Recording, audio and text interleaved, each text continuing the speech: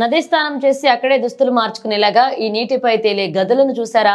Description మహాకుంభమేళాకు వచ్చే భక్తులు త్రివేణి సంగమంలో స్నానం చేసి అక్కడే నదిలో బట్టలు మార్చుకునేలాగా తేలియాడే జట్టీలు ఏర్పాటు చేస్తున్నారు. ఎలాగో చూడండి. నిర్మించింది ఇప్పటికే.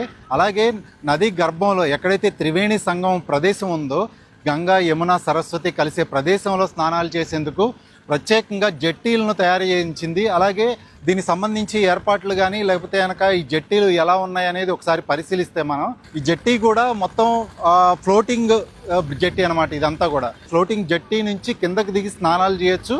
ఆ తర్వాత పైకి వచ్చి వాళ్ళు ఇక్కడ ఉండేందుకు కూడా వీలుంటుంది. సో ఒకసారి ఆ జట్టీ ఎలా ఉంది ఏంటి అనేది ఒకసారి చూద్దాం.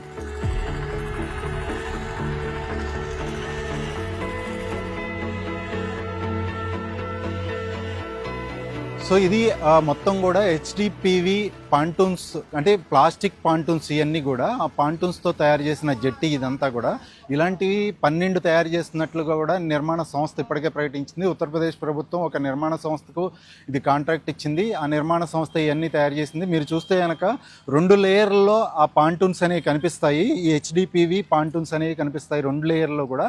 ఆ 2 లేయర్లోనూ పైన ఇంకొక ప్లాస్టిక్ తరహాలో, అంటే ఇది వాటర్ ప్రూఫ్ అని చెప్తున్నారు, అది కూడా ఏర్పాటు చేసి నడిచేందుకు వీలుగా ఈ జట్టీని తయారు చేశారు.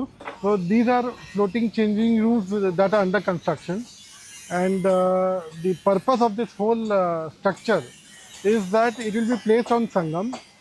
There the devotees who come, they have a problem or difficulty in changing clothes after taking the holy dip.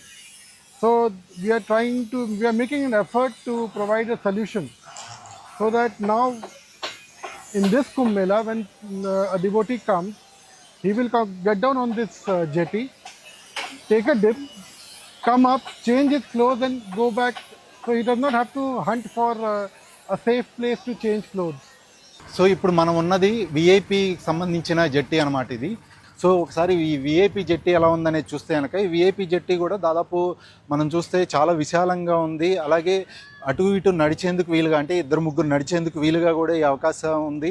రెండోది మనం చూస్తే కనుక ఇక్కడ చూస్తే ఇది చుట్టూతో ఒక బావి తరహాలో, అంటే స్క్వేర్లో ఇది ఏర్పాటు చేశారు. ఇక్కడ నుంచి మెట్లు అనేది ఏర్పాటు చేస్తారనమాట. ఇక్కడ ఒక స్టీల్ మెట్లు ఏర్పాటు చేసి కింద నదిలో లోపలికి దిగేందుకు అవకాశం ఉంటుంది. అక్కడ మెట్ల నుంచి దిగి అక్కడ స్నానం చేసి పైకి రావచ్చు అనమాట. అంటే నదిలో 3 మునకలు అంటారు కదా, ఆ 3 మునకలు వేసి పైకి రావచ్చు.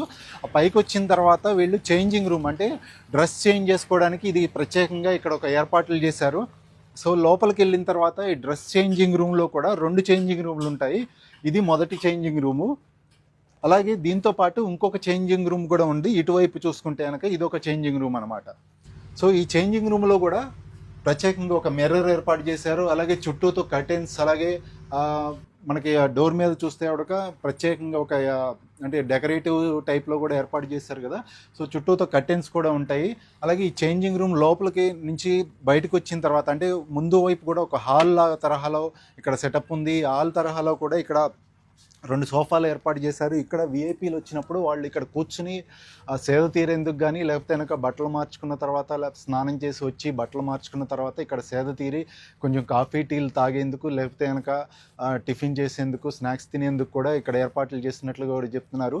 సో ఇది విఐపీ చేంజింగ్ రూమ్ అనమాట. చుట్టూతో కూడా మనకి కర్టెన్స్ కనిపిస్తాయి. అలాగే ఇవన్నీ కూడా లైట్లు ఏర్పాటు చేశారని చెప్పుకున్నాం కదా. లైట్లతో